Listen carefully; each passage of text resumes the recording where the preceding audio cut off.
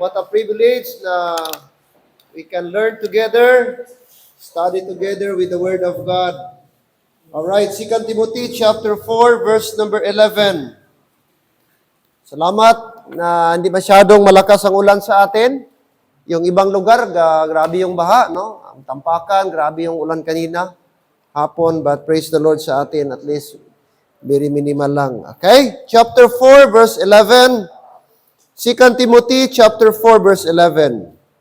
Okay, let's read all together, please. Pakishare ang yung Bible. Verse 11, ready, go. Only Luke is with me. Take Mark and bring him with thee, for he is profitable to me for the ministry. Okay, instruction ni Paul kay Timothy. Now, itong si Mark, there was once a time na tumalikod siya. I would say, nag-backslide. But salamat, may great comeback sa kanyang life. Na-restore siya, na-revive. And in fact, sinabi ni Paul na dalhin mo si Demas, si Mark, kay malaki po siyang tulong. May potential siya. At sabi po ni Paul, for he is profitable to me for the ministry. Amen? Ating prayer na sana lahat tayo maging profitable sa ministry. Alright, let's pray. Father, we thank you for tonight. We thank you, Lord, sa bawat isa sa amin. Dinala niyo po dito safely. Salamat sa inyong pag-iingat. Salamat din, hindi masyadong malakas ang ulan, even though may mga ambon-ambon, but very minimal. And that is why, Lord, hindi po kami nagpadala, hindi namin ginawang excuse o natrap sa ulan. And salamat this evening, we can pray together, we can study together with your word. What a privilege, Lord, na kami po muli ay magkatipon-tipon sa inyo pong pangalan. As we proceed sa aming Bible study tonight, I pray that the Holy Spirit of God will be the one to teach us and guide us and enlighten our minds. This I pray in Jesus' name. Amen and amen. Okay, mga men, pakipasok, Lord, sa ating whiteboard, please. No? Okay, andyan siguro sa second room natin. Alright. Last week, our topic is, Christian duty and the home in the local church. So tandaan po natin, dual po ang ating function as a Christian. Meron tayong function sa ating mga tahanan, but at the same time, meron po tayong responsibility or duty in our local church. Alright, as a man, bilang lalaki, number one sa ating mga tahanan. Okay, Brad, ano tayo dapat? Okay, ang isang lalaki, ano siya? Head. Okay, ano pa? Husband. Ano pa dapat ang lalaki? Ruler. Okay? Ano pa? Number 4, provider. Provider. Number 5, also pastor. No? He was the one teaching, guiding his family sa spiritual life o sa spiritual aspect ng kanyang family. Ano pa? Father, of course, no? And then, tinawag din po ang husband or ang man should be teacher, no? Tagapagturo. Okay, sa kanyang pamilya. First of all, ang kanyang unang pamilya, ang kanyang unang ministry. Okay, and number 8, chastiser or disciplinarian. Okay, yun po ang function ng isang lalaki in the home. Now, in the church, men in the church, ano dapat ang mga lalaki sa church? Of course, meron tayong pastor. Amen? Salamat na normal ang ating church kasi di po normal sa church pag walang pastor. Okay? So may pastor, tapos meron tayong mga deacons. Meron din tinatawag mga preachers. At meron din dapat sa church, minatawag tayo na mga teachers. Oh? So hindi lang po, hindi dapat i-monopolize ng pastor lang lahat. Siya lahat. Ayaw niyang i-delegate ang gawain. Hindi po ganon. So sa church, dapat may mga men na kung saan mag-assist sa gawain po ng Panginoon at sa kanilang pastor. Amen? Okay, so tonight, okay, proceed naman tayo.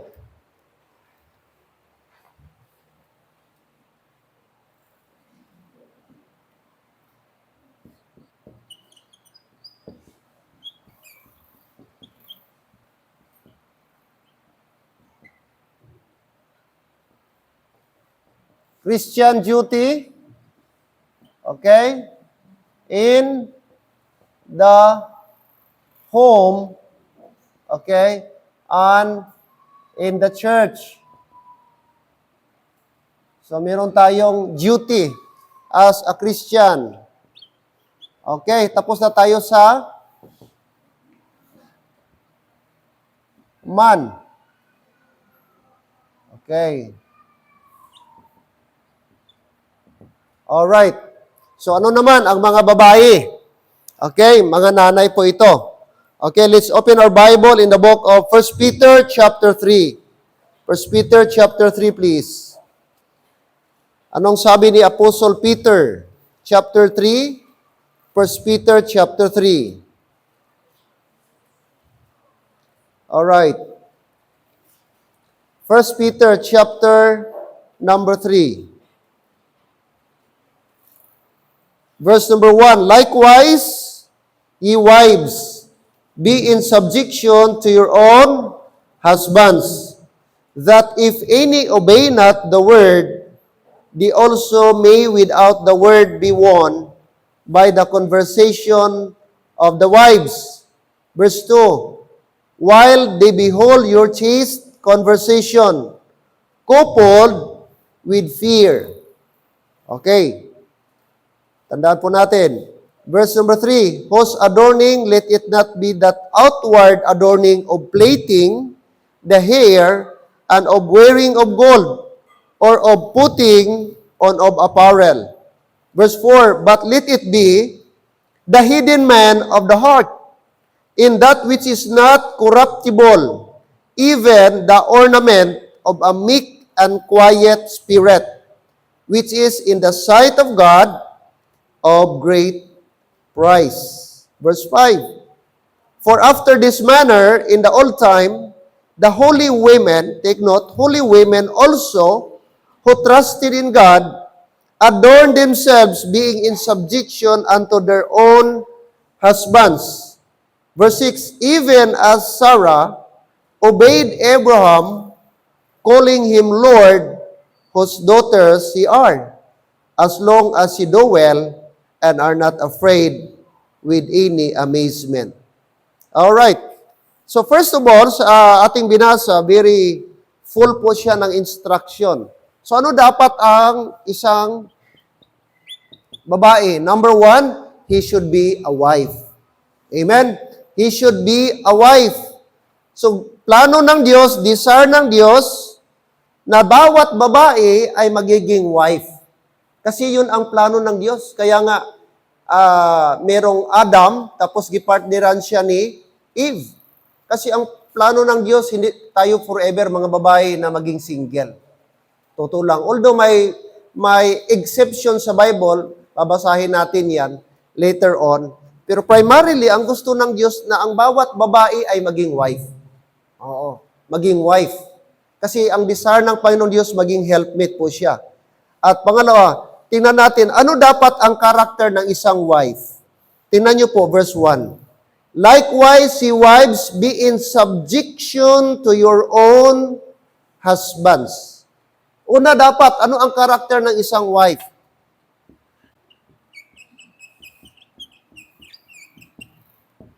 Okay, number 1, submissive. Amen? Submissive, marunong mag-submit, nagapasakop, no? Nagapasakop sa kanyang husbands. Ephesians, sa sulat ni Apostle Paul, andyan din yan ba na instruction? Ano pa, sabi niya dito, sa ating binasa, verse 5, for after this manner in the old time, the holy women also, who trusted in God, adorned themselves, take note, being in subjection unto their own husbands. So, inulit-ulit. Twice po gi-mention ang word subjection to their own husbands. So, hindi pala plano ng Diyos, hindi po will ni Lord na ang isang babae ay maging unsubmissive, ayaw magpasakop. But, maliwanag po ang instruction ng Bible in subjection, magpasakop. Okay? Magpasakop. So, ang babae na wala gapasakop, gadisubi sa Panginoon. Amen? Ang wife na wala ga-submit sa kanyang own husband is what? Self-willed. No? Pwede ka mag-suggest, pwede ka magbigay ng opinion mo. But ang subjection dito is yung will mo ba? Yung will mo, yung personality mo, yung yung pagkatao mo as a whole, willing kang mag-submit. Kahit sabihin natin mas matalino ka, sabihin natin mas malaki ang income mo, compare sa husband mo. Pero yung principle ng Bible na magpasakop ka sa leadership or authority ng husband mo na gi-ordain ng Panginoon. Yun ang point ng Panginoong Diyos. Kasi di natin madinay, may mga babae minsan mas superior kaysa lalaki. Hello? Mas bossy kaysa lalaki. O may mga family akong, I hope wala dito, pero may mga family ako na na-encounter, although majority unsaved, mas sila ang gaplano, sila ang dapat masunod, sila dapat ang ga-decide sa kanilang pamilya. Wala na niya ginakonsulta ang bana niya, way sagat, pang, okay pang, may plano ako ganito. Pang, may may desire ako na ganito. Wala nag-consult, diretso na. No? Kung may gagawin siya, which is direct disobedient in subordination sa principle sa Bible. So tandaan ninyo mga babae, principle ito ng Bible, yung gaplano na mag-asawa. Oh, dapat ma-realize ninyo ito. Si Peter nagsabi, gisulat niya ito. Sabi niya, let the wives, likewise ye wives, be in subjection to your own husbands, that if any obey not the word, they also may be without the word. Tingnan niyo po. Anong pag-address ni Sarah? Look at verse number 6. Sabi nito, even as Sarah obeyed Abraham. So, sinong gigawa na illustration ni Peter? Old Testament patriarch, si Abraham. At tinawag daw niya, anong pagtawag, pag-address niya sa kanyang husband? Lord. Mataas yan na siya na ang Lord is equivalent sa master. No? Giconsider niya ang kanyang husband. Kaya in reverence, meron siyang respect. Mataas ang pagtingin niya sa husband niya. Kaya mga misis, kahit ang asawa ninyo, no graduation, i-respect pa rin ninyo. Amen? Oo, i-respect ninyo. Kay yun ang blessing sa Panginoong Diyos, yun ang design ng Panginoong Diyos, submissive. I hope ang mga asawa dito, mga submissive. Amen? Mga ladies, do gamay lang ga-amen, no? Do single ang ga-amen, ba? Oh? Submissive. Ano pa? Ang character ng isang wife o mga babaeng asawa. Sabi pa niya dito, verse number 2, while they behold your chaste conversation. Chaste conversation.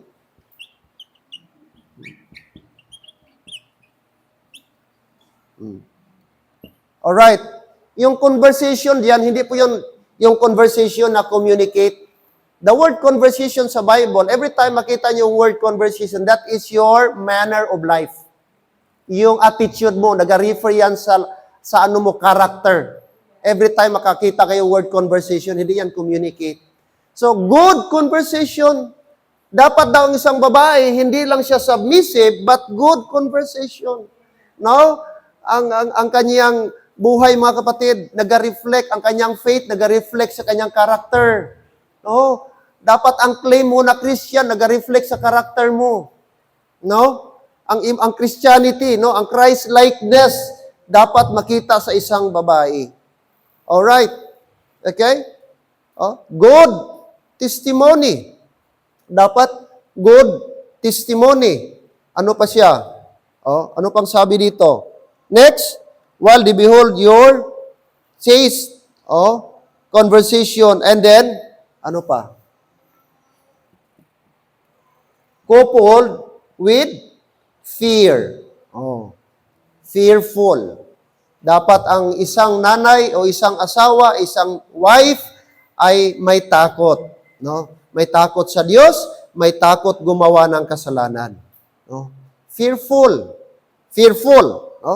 Coupled with fear. Alright. Ano pa? Ano pa? Verse number 3. Whose adorning, let it not be that outward adorning of plating the hair and of wearing of gold or of putting on of apparel. Alright.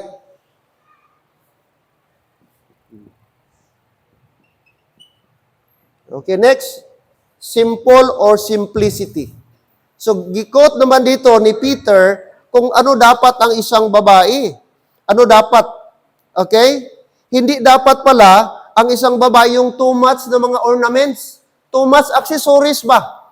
Nasabi dito, outward was adorning ang kanyang pag-decorate, ang kanyang pag-ano ng kanyang mukha, sarili niya, let it not be that outward adorning of plating the hair. Ano ito? Yung, pag-gold-gold ng hair. Tapos ano pa? And of wearing of gold, magsuot ng mga mamahaling mga alahas o mga accessories or what, mga bracelet, relo, earrings, ano pa? Or putting on of apparel. Now, hindi po natin i-misinterpret na pinagbawal po yung magdamit ng tama. Ang point ni Peter dito, yung excessive ba? Yung agaw pansin ka na para bang pag ikaw ang magpasok sa isang bahay o ano talagang, anong tawag doon? Yung entrance, anong tawag doon? Center of attraction, yung, meron pang isang term yun, Brad. Intern? Interner?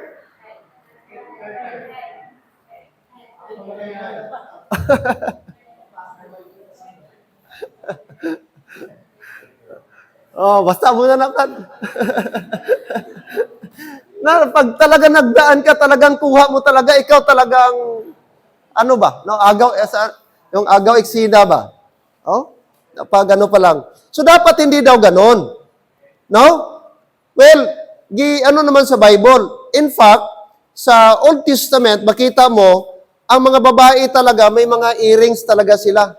Back in Egypt pa, meron na yung mga women. Talagang nandun na. Pagdating nila sa Promised Land, na nadagdagan. Pero sa time ni Apostle Paul, gikorek na po sila na hindi dapat. Ano dapat ang dapat i-improve? Sabi pa niya dito, sabi niya, verse number 4. Okay? Hindi yung sobra-sobra na adorning, plating of hair, pakulay-kulay ng buhok, tapos wearing of gold. Meron namang mga babae talaga na pag akala mo, wagas masyado pag nag-earrings, napakawagas, grabe ka, halos gabitay ng talinga, kay bugat-bugat na. Di ba? Halos ang kanyang earrings, do bracelet man. Nakakita kayong ganun ba, na perti man kadako, diri, gabitay-bitay, kapag ganun niya. Para ng bell. Ganun ba? Tapos pag nakasingsing naman, tatlo gid ka finger, halos tad-tad pa dito. Tapos pag naka-necklace, talagang ganun, very visible, very obvious. Di ba yung mga taong ganun? Aside na agaw pansin yon, takaw disgrasya pa yun. Di ba? Pag nakita ka ng na magnanakaw, isang lang yun, wala na. Pero ano sabi ni Peter? Ano dapat? Ano sabi niya? Verse number 4, but let it be the hidden man of the heart. So yung hidden man dapat ang improve. Yun dapat ang lagyan mo ng adorning. Yun dapat ang ating i-improve. Sabi niya, but let it be the hidden man, yung character natin, in the heart, the man of the heart, in that which is not corruptible. Amen? Na kung saan hindi makurap. No? Yun yung dapat, yun yung bigyan natin ng emphasis, bigyan natin ng importance. Yun yung dapat i-beautify sa mga babae. Even the ornament, ano dapat na ornament? So sabi ng Bible, the ornament of meekness, amen, meek and quiet spirit, which is in the sight of God of great price. So ano ang great price? Para ano yung magandang burluloy? Hindi pala yung outward na burluloy. Pero pangit naman yung babae na wala na po hilamos, wala naga-toothbrush, wala naga-pangsuklay, nako, parang wala na po rin tao maglapit niyan. Kahit banang, hoy, sino ka? Uy, aswang. Uy, baka paggising ng bana mo, sino ba ito? Di ba? Kaya di nakilala. Kay, ano ng asawa ko man, nasubrahan naman Very simple naman kaya, nasubrahan ka simple. No, hindi na, ganon. So, hindi din extreme. Hindi din sobra naman ka-arte o sobra naman na, Hello? Amen, mga babae? Nasa gitna, sabi niya, If meron mang something na daw na improve, i-develop sa isang babae, is the inner man of the heart. Oh, adorning, sabi niya, with meek and quiet spirit. At yun ang sabi ng Bible, with a great price. Yun ang ibigyan ng value ng Panginoon Diyos. Gwapa nga, pero bungangira naman. Gwapa nga, pero sismusa. Doon. Di ba? So, saan ba ang ano? So, wala, no? Wala, hindi ma-appreciate. Kaya, ang Panginoong Diyos, gusto niya i-develop yung inner man. So, mga babae. O, anong sabi niya dapat? In the church, sa bahay. No? Sa bahay. Sa church naman, ano dapat? Tingnan niyo po. Ang Titus. O, Titus. Titus chapter 2. Atras tayo konti. Titus chapter 2.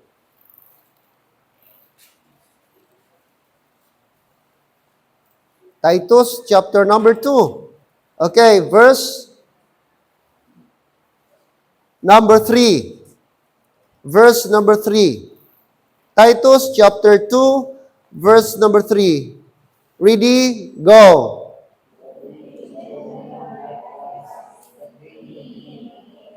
As becometh holiness, not false accusers, not given too much wine, teachers of good things. Okay.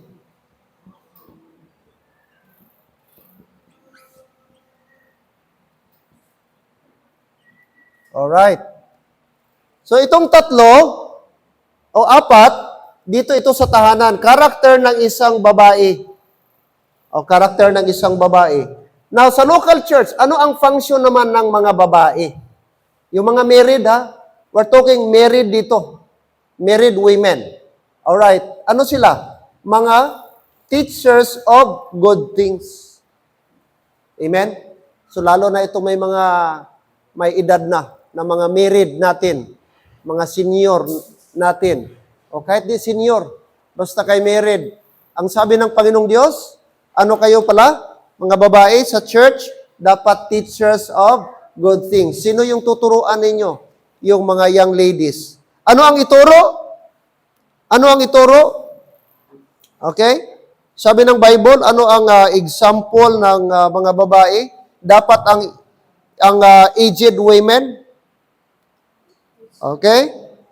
Oh, the aged women likewise that they be in behavior as becometh holiness. So ituturo pala ng mga aged women na dapat paano maging holy ang isang babae. Ano pa? Not false accusers. Hindi magawa-gawa ng istorya. Hindi mag-imbento ng istorya. Hindi dapat magparatang ang isang mga women kapag walang base, walang proof. Iwasan dapat yan. Kung may nagsabi sa iyo, i-verify mo muna kung totoo ba yung report na natanggap mo. Hindi ka agad-agad na, ganun ba? Huwag ka agad mag-judge, huwag ka agad mag-conclude unless na-verify mo. And even though alam mong totoo, it's better to shut up your mouth. Amen? That's the best way. Huwag nating, yun ang good example na dapat pairalin sa mga aged women. No? Ano pa? Not false accusers. Next. Ano pa? Not giving too much wine. Hirap, no? May babae tapos gasyat-syat pa dito ba? No? Nagainom-inom pa. No? So dapat wala talaga yan. Parang malabo naman ata yan dito, no? Diretso tayo. Ano pa? Not giving too much wine, teachers of good things. Teachers of good things. So, kayo pala mga nanay, take note, teacher kayo. Teacher. Yung may mga edad-edad na, sabi ng Bible, aged women. Dapat teachers of good things. Meaning, ano kayo? Role model. Amen? Amen? Role model sa mga younger ladies. Role model. Dapat makitaan kayo ng example.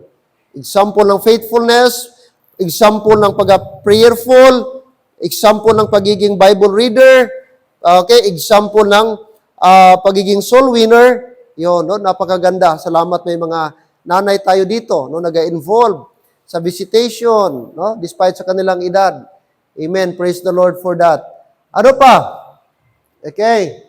Ano pa ang role ng isang babae? Of course, sa tahanan, not only wife, but also mother. Oh, mother. Okay, sa ating binasa, ganun din. Okay, look at until verse number 5. Okay, chapter 2, verse 4, that they may teach the young women. So, dapat maturuan ang mga young ladies sa pamagitan po ng example ng mga aged women through their lives, that they may teach the young women to be sober, to love their husbands, to love their children, to be discreet, chaste, keepers at home, good, obedient to their own husbands, that the word of God be not what? Blaspheme. Okay. Ano dapat ang isang nanay o married lady? Ano siya? According sa ating binasa.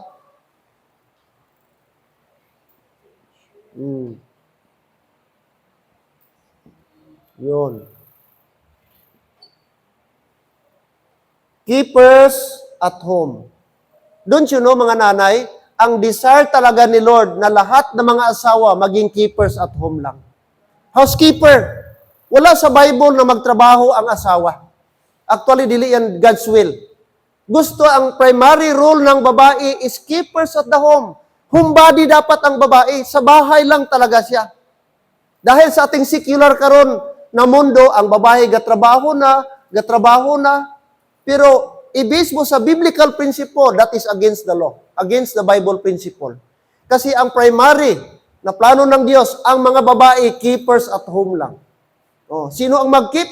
Hindi mga anak, hindi husband, kundi mga asawa. Iba ang bahay na may asawa talaga na full-time as a housekeeper.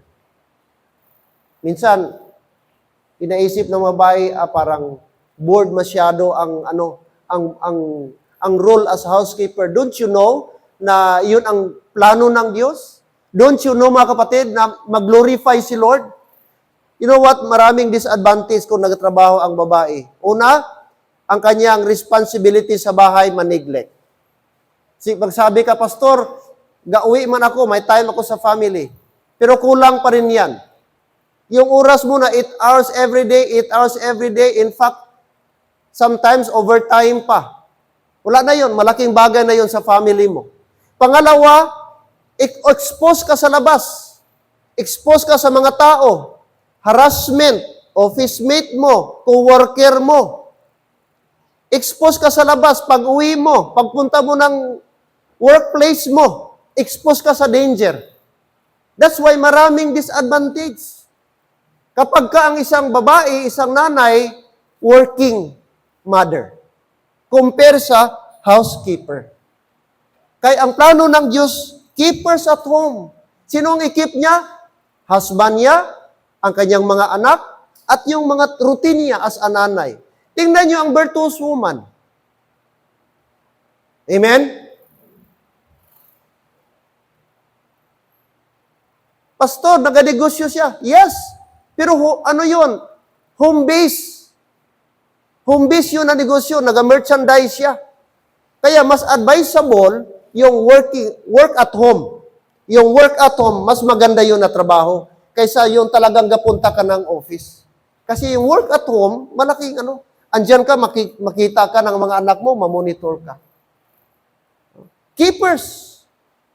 Keepers at home, sabi ng Bible. Yun dapat ang isang ideal, isang model na nanay. Sabi ng Bible. Kaya si Mambik noong una, nagtrabaho yan siya sa Muti, nagtrabaho sa Chukim, nagtrabaho sa Happy Living, last niya trabaho sa Home Solutions, na hardware. Okay lang that time, kaya wala pa kaming anak. Pero wala pa dating si Glenn, gipa-stop ko na, sabi ko, stop na. By God's grace, di man tayo pabayaan ng Panginoon. Stop ka, full-time tayo sa ministry. Iba. Pastor John, gusto ang kanyang asawa, si Ma'am Joby, may kapatid siya doon sa London, na nurse din. Mag-asawa sila sa London. Gustong papuntahin siya. Punta ka diri, day. Bisan 2 lang ka tuig. Kay mas malaki dito ang sahod. Kay nurseman. Malaki ang sahod dito. Tapos malaki. Kay pound. Mas malaki pa sa dollar. Kasi pound ang kanilang pera doon, Brad. 2 years lang. Hambala si Pastor John. Istorya sila kay Pastor John. Di pumayag si Pastor John. Paano na ako? Paano ng ministry? Paano ako mag-preach? Wala akong asawa. Mag-preach ako by faith. Magtiwala tayo kay Lord na God will provide. Tapos ang asawa ko abroad, nasa London. Parang awkward masyado. Hello, amen? Paano tayo mag-preach ng about family, tapos asawa ko wala. Giiwanan ang anak. Di ba? So, yun yung mga At tingnan nyo po, mga kapatid, marami ding mga temptation nangyari kapag ka ang mga babae gatrabaho, lalo na sa abroad. Kung may danger nga dito sa Pilipinas, ang mag-asawa, kapag ka ang asawa nagatrabaho, may mga cases na ang asawa naging close sa kanyang office mate. Yun na ang naging entrance, nagkasala. May mga ganong senaryo. Yung office mate niya na lalaki, ginabigyan siya ng merienda, sabay sila kumain. Hanggang nahulog ang loob ni Mrs. doon sa office mate. Di ba? Or either si Mr.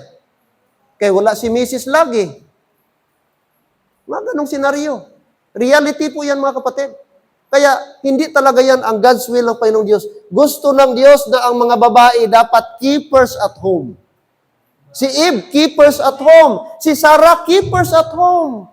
Si Rebecca, tingnan niyo si Rebecca. Keepers at home. Asawa na Isaac. Amen?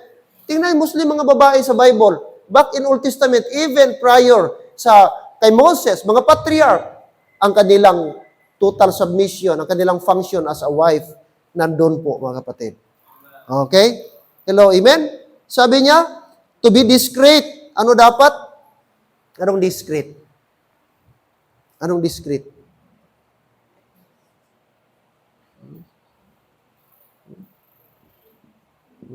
Dapat ang babae, mahinhin.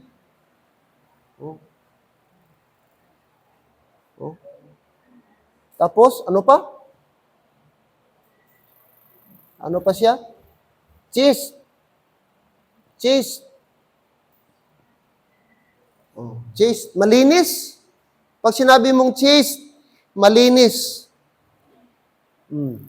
Malinis. To be discreet. Mahinhin. Pino ba? Pino.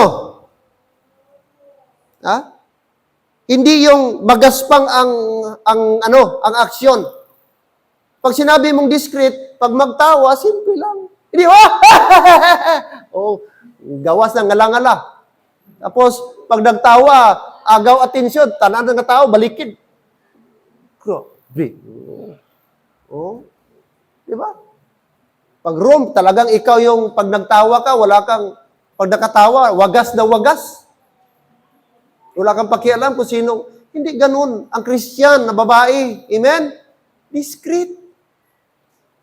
Ano ba? Pino ba? Pino. Kumilos, pino. Hindi baraghal na masagwa na alam niya ginagawa niya. May wisdom siya. Paano siya kumilos? Kailan siya kumilos? Kailan siya mag-response? Anong isasagot niya? Yun ang babae na discreet. Amen? Sa Cebuano pa, di langas ba? Amen, mga babae? Mga young people? Ga-observe ko si Pastor Dre, kung magtawa ni. May mga babae Dre, wagas kay pakadlawon ba?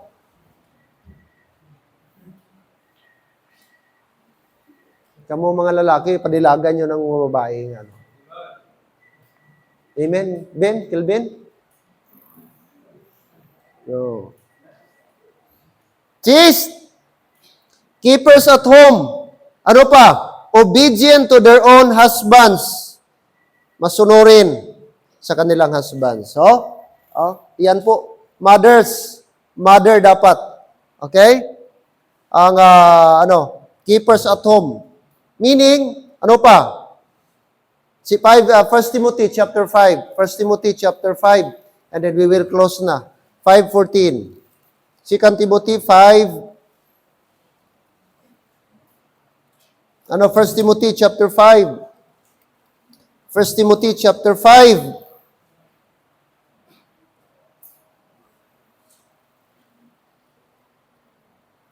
Okay, verse 14. 2 Timothy chapter 5:14. Ready go. Babae, pakibasa, ready go. I will therefore that thou younger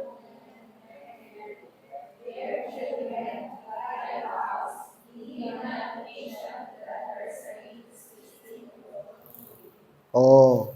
Ano dapat daw ang younger women, mga babae din? That they younger women marry. No, dapat mag-asawa daw ang mga babae. Amen? Oh, dapat may asawa. Mag-asawa. Tapos ano pa? Di lang mag-asawa. Bear children. Amen? Magkaroon ng anak. Magkaroon ng anak. Di lang mag-asawa, kundi magkaroon pa ng anak. And then, anong sunod? Tingnan nyo, ano? Oh, guide the house. Guide the house. Kanino gi-instruct? Kay husband ba? No. Sa mga younger women. No. Kaya mga babae, guide the house. Keepers at home. Kayo. Oh? I-guide ang house. So kayo ang binigyan ng instruction ni Lord na mag-guide ng house. That means, ang household chores, yung mga gawaing bahay, dapat alam ninyo yan. Amen? Dapat ang pagluto, basic sa babae. Amen? Ang paglinis, basic sa babae. Pag-gardening, dapat basic sa babae. Amen? Mananom sang gulay, bulak, dapat basic na sa babae. Dapat walay babae nga stranger dira. Panuhon, ayaw ko tanam magano tanom-tanom, may worm, Ayak. Ang bihira, iyo ka diya, tapos pagkaunon ka sa malunggay, mas una kapag harvestong gatanom. Amen? Dapat mga babae. Ambot lang ni mga itsura ni mga young people, paihawon ni manok. Ambot kung kabalo ayhan ni karon, kani mga itsura ni, paihawon manok ba? Kung mag-contest ko karon, ambot ka ni tapos tagaan ta premyo, ambot may ma-qualify ayhan. May kabalo ayhan. Nang ikaw lang isa, way sa mag-uyat, ikaw tanan halin sa pagano. Hasta pagluto, hasta pagkuha sang ano. Masaligan ng mga itsura nyo? Amen? Baka pagkaon ta, bilog pang batikulon. Batikulon, may pa na. Oo, doon dito sa June 12 siguro. Paanohon tani sila, pa-challenge tani sila. Oo, pa-challenge tani sila. Kung sino ang kabalogin mag-ihaw manok ba? Tawag ko, Ruby, uyat ka mo din ka maihaw manok.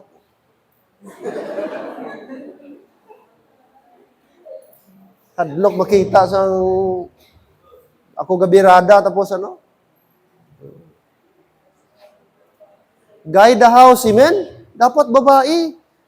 Di na ka mo maghulat nga mag-asawa pa ka mo bago ka mo mag-learn sini nga mga butang. Dapat subong pa lang. Advantage ka mo. Kung kasubong pa lang, nag-learn na ka mo. Kag-blessing ka mo sa inyong husband someday. Magsaludo ang inyo bana. Lalo ka mo palang gaon sa inyo bana. Lalo na babae namin magluto. Amo na. Gusto nyo advantage? Ay, nako. Kaka mo mga lalaki, di ka mo mag-base sa itsura. Panilagan yung babae nga kabalo magluto, kabalo maglimpyo. Amo na nga quality pangitaon nyo sa babae. Hindi lang kay pula ang lipstick, hindi lang kay nami ang kilay. Maghinulsol ka kung amo na ang pangitaon mo. Ayaw. Kanang kaputi na, ibabad mo na isa katuig na, ay madula ng pagkaputi. Kung galagas ka kay puti, isa katuig na, dula na ng pagkaputi na. Itsura, agi lang na ang batasan ng nami. No? Sabi ng Bible, keepers at home. Okay, pagpatuloy natin ito, kating oras, wala na. Okay, so I hope and pray na meron tayong na-learn tonight. Amen? So, balos man yung mga bana, kaya tapos naman ni sila. Karon mga asawa naman. Oh, sunod yung people. May ara pa ni Dri. Ikatatlo, unmarried women. Oh, sa inyo naman eh. Okay, sige tayo please. Let's pray. Father God, thank you Lord this evening. Salamat sa short message, lesson.